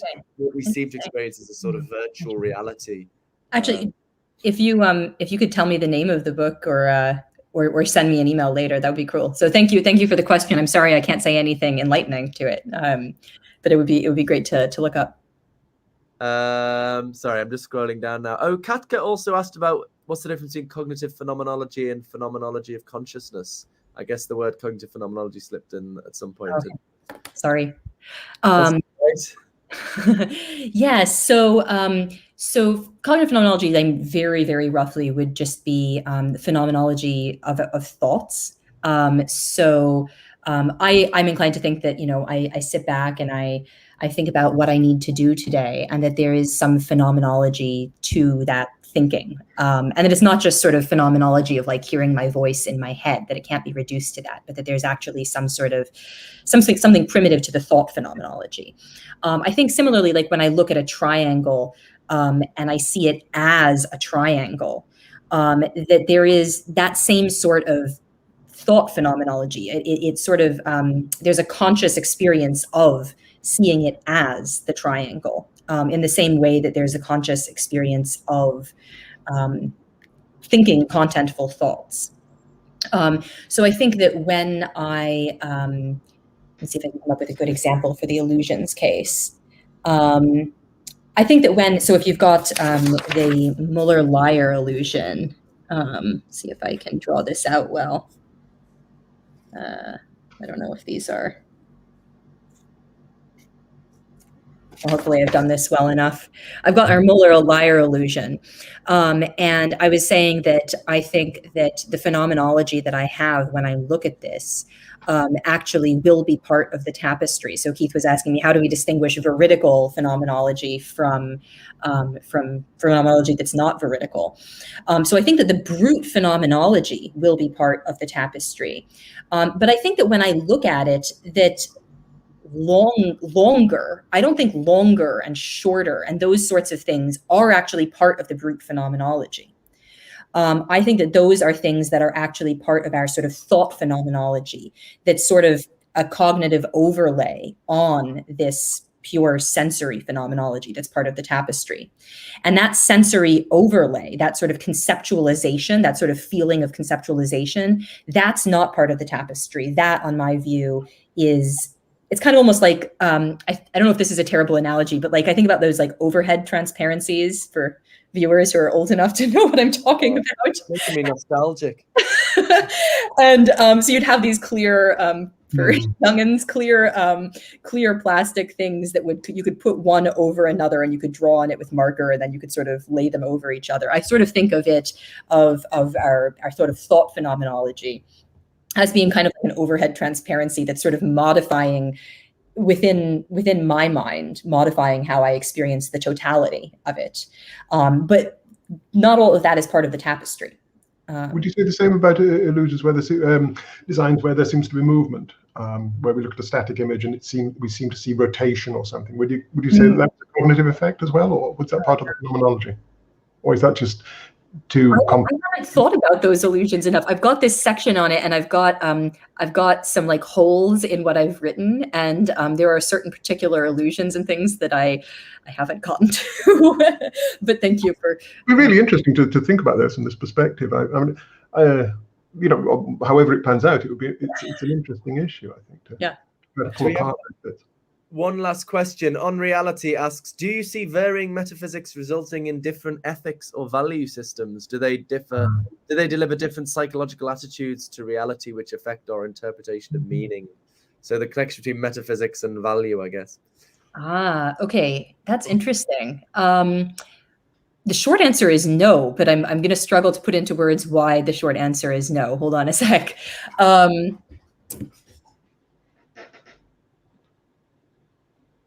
You just think they... Sorry, I'm trying to think of a way of saying this intelligently in a way that brings it all together, and I'm sort of failing to do that. But I guess, you know, when I started off and Philip asked me, is morality objective? And I said yes. And then the sort of short answer as to why, because Hitler was objectively evil. I sort of think, you know, you look at the space of possible worlds, you look at all the different possibilities. Is there any world where there's somebody behaving like Hitler and that isn't just evil? No, he was necessarily evil. So you can sort of vary the metaphysics, I think, and play with it in any way you like. But that, I don't think that changes those sorts of facts. Yeah, I'm sorry that I didn't come together in a really punchy way, but I think that's what I endorse. That makes a lot of sense. Well, we better draw things to a close. It's been really great chatting, Helen. Could you tell me? Would you be willing to share the working title of your book that you told? Yeah. So it is tentatively titled "The View from Everywhere: Realist Idealism Without God." So fantastic. And you said you were thinking of writing a children's version as well. This is not yet underway, but once the book is finished, I would really, really like to sort of have a book that was the view from everywhere for kids, and actually just takes chapter by chapter and I'd hopefully really clear and accessible way explains the background of the issues and what the view is without getting into the nitty-gritties, but in a way that hopefully would be accessible to sort of 10-year-olds. I love that idea. I really want to persuade some publisher to sort of start a whole line of translating, you know, actual philosophy books and then having the for kids version, which would be for kids. I think I would love that. I would read them. And you know, I suspect that would be a lot harder to write than the original, and that it actually might even force us to rethink some things. That sometimes it's so easy to adopt a sort of theory and let the theory, you know, sort of get its own momentum going, and it has its own rationales and everything makes sense within the theory and you develop it. But as soon as you start to set it in a wider context and try to explain why that's the right theory, it transforms the way you see it. I think it would be a great exercise for every philosopher to rewrite their books and papers for 10-year-olds. I think so too. I'm hoping I can persuade some publisher to start a series. I'm totally down with being an editor once my book is finished. If any publishers listening to this would like to set me up. So I hope they take you up. Having me. It's been a super fun and also really helpful for me discussion. Well, thank you. I really enjoyed it. Thanks so much, Helen. It's been wonderful. Everyone to check out Helen's work. Her website is linked to in the video description. And thanks so much for taking the time to join us. Thank you, Helen. Great See you. discussion. Really enjoyed it. Thank you. Yeah. Brilliant. Mm, How'd you find that, Keith? Yes, enjoyed We that. didn't schedule again, but Sorry? we didn't keep the schedule again. Oh no! What are we've run over by half an hour, but it was good. I mean, it would have been a shame to cut it short, and I enjoyed that. I really like the way Helen presented that, and I mean, my credence in idealism is still pretty low, but I think maybe it might have just edged up a little notch up for that discussion, and that's what Helen's trying to do. She's trying to make people open to alternative possibilities, and I thought it was beautifully presented, and I enjoyed it. Yeah, so I mean, I think the most interesting bit is the perception stuff, which we talked about quite a lot.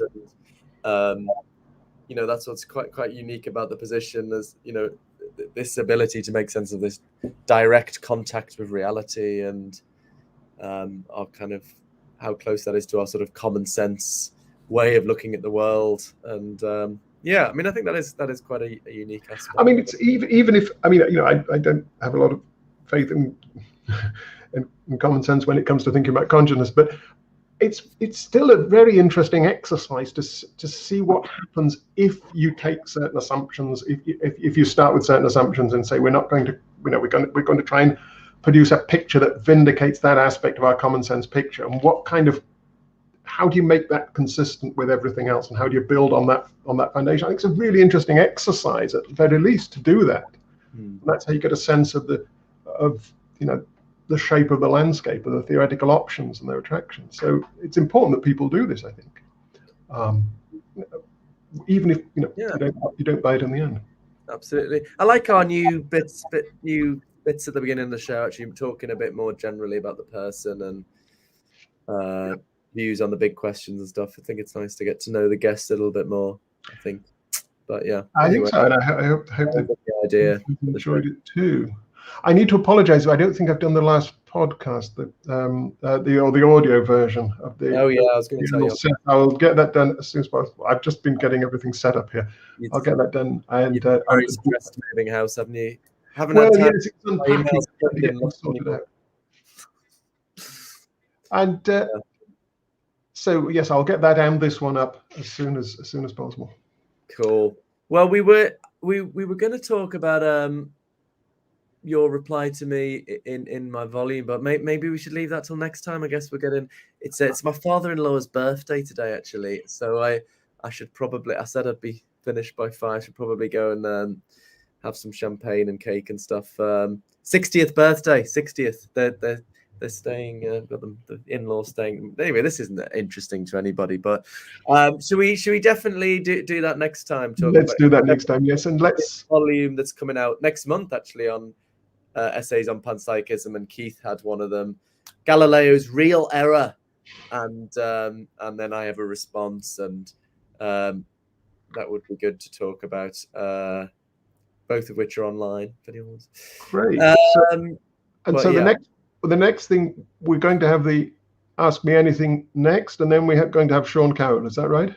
That's it. And then, oh yeah, we have got some more guests confirmed. We should probably announce that at some point. But maybe we could do a little video just announcing the guests for the next season. We need to do an intro video for the summer. Do a trailer with explosions and things. Yeah. No. Special effects. Yeah. That would be good. Coming soon. With if people want to write in questions for next month's Ask Me Anything on mindchat2014@gmail.com. Let's put that on the website as well, on YouTube. The email address. Yes. So ask us anything, I guess, related to consciousness and philosophy of mind. Yes. Or anything. Well, I suppose if we could ask about your band. Within reason. Pardon? Within reason. Within reason, yes. Ask me almost anything, I think, isn't it? Okay. Laughing in the background, actually. All right. So, well, I think, there are some things we agree on. I think,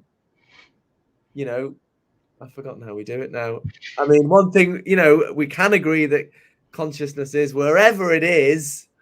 And nowhere else. I've forgotten how you do it.